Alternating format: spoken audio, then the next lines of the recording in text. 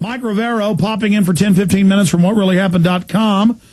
I want to get you on a host of issues, but first off, what do you know about Cynthia McKinney? I heard you saying you were going to have her on last week. I didn't hear if she was there or not, but it's coming in here that Israel attacks justice boat, kidnaps human rights workers. Israel attacks her boat. This is coming out, being released by one of the aid organizations she's with. Today, Israeli occupation forces attacked and bombarded Free Gaza Movement boat, the Spirit of Humanity, abducting 21 human rights workers in 11 countries, including Nobel laureate Mareed Margary and former U.S. Congresswoman Cynthia McKinney. The passengers and crew are being forcibly dragged towards Israel.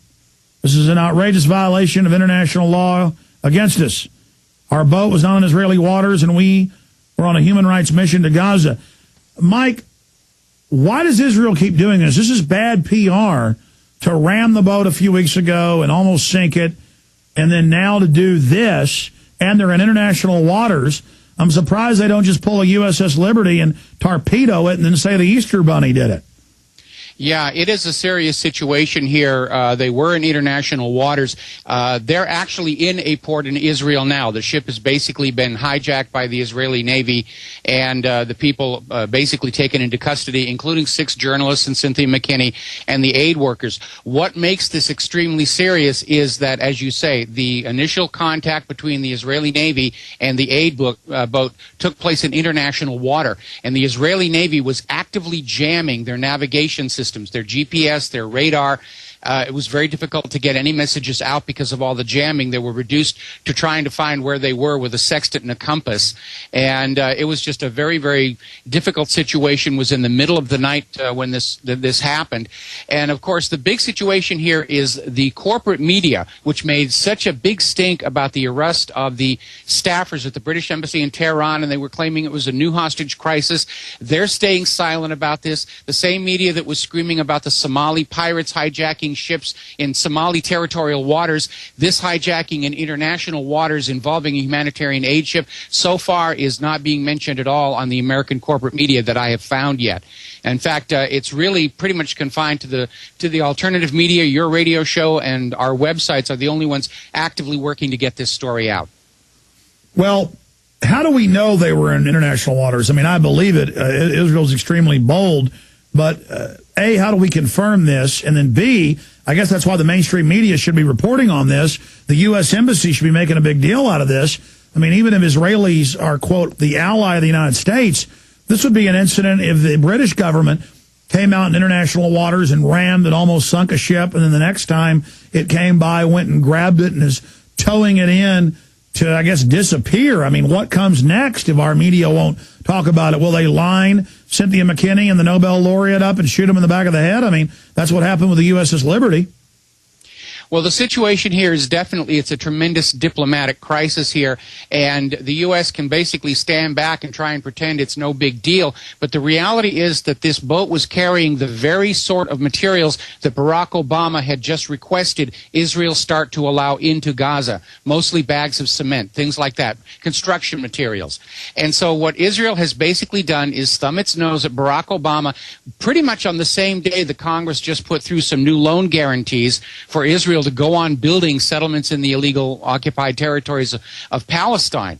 And so it is amazing. Israel is basically on top of simply this act of piracy on the high seas and this violation of international law.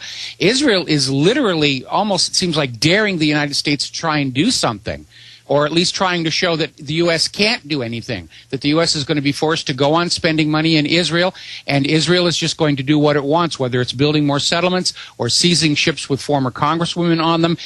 Israel is completely out of control here, and they're basically... But, I mean, the move to make would be just let her bring the medicine and cement in, and then it wouldn't be a big PR coup for Cynthia McKinney and the Free Gaza groups. I mean, I guess just Israel just does not care.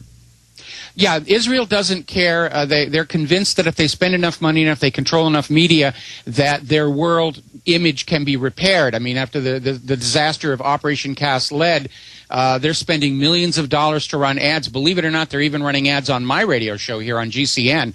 And it's astounding the arrogance that's on display here.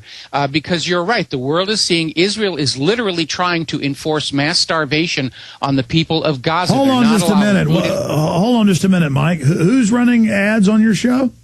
Believe it or not, the Israeli Tourism Authority is running ads on my show. Oh, I know what that is. That's USA Radio Network News. Yeah. They're not running ads on Genesis. That's news that stations request, and about the only news out there is Fox, ABC, and USA Radio News. Yeah, I've heard those ads. Man, that is just incredible, Mike. Well, I mean, it's just a disaster. And do we know what's going to happen to Cynthia McKinney, or are they going to waterboard her or let her go, or will the media even care?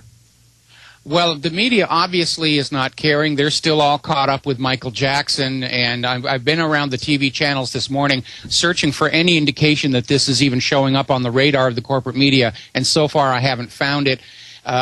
It's all distraction out there in the corporate media. As far as what is going to happen, Haaretz has actually confirmed that the Israeli Navy did seize the ship. So it's no longer just a case of rumor and it's, just the Free Gaza people making spurious claims. Haaretz has confirmed that this has in fact happened. The ship is in port. The crew and passengers are in custody right now. What happens next is Israel's going to make a big stink about violations of their national sovereignty, forgetting, of course, that Gaza is occupied territory and technically, Israel doesn't have a say what goes on in Gazans waters. Of course, we know that's definitely not what's going on. Israeli forces routinely shoot up Palestinian fishing boats because Israel wants to harvest those waters. And again, this is all about forced starvation. The Israelis are literally trying to starve the Gazans into giving up and leaving because Israel covets that land. Well, Israel's argument on record is that we took the land over here from the Native Americans, so what's wrong with them taking some of that land? And then they say, hey, you had no claim to the American Indians. Our ancestors had some claim to this. It's just incredible tribal warfare. It never seems to end.